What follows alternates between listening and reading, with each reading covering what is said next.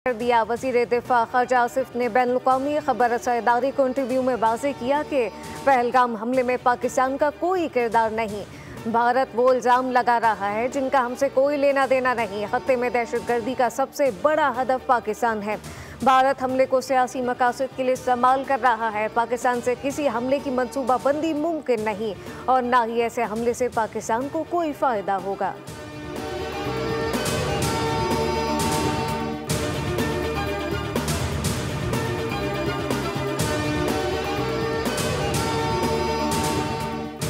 कराची के इलाके बल्दिया यूसुफ गोट में घर के अंदर फायरिंग से खतून जाम बहक। 24 साला मकतूला की शनाख्त आयशा के नाम से हुई।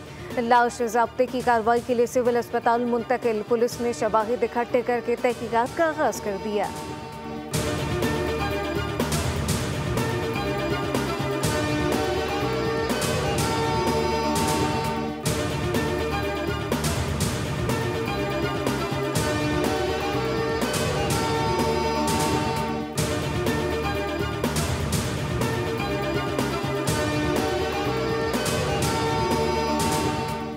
और आइंदा चंद रोज़ के दौरान मुल्क के जनूबी इलाकों में शदीद गर्मी की पेशगोई। सिंध, जनूबी पंजाब और बलूचिस्तान में दिन का दर्जा हरारत मामूल से 5 या 7 डिग्री सेंटीग्रेड ज़्यादा रहेगा।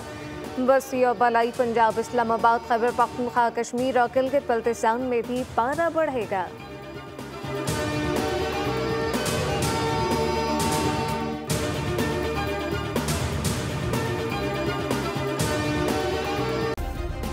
सब्सक्राइब करें और बेल दबाएं ताकि कोई खबर रह न जाए।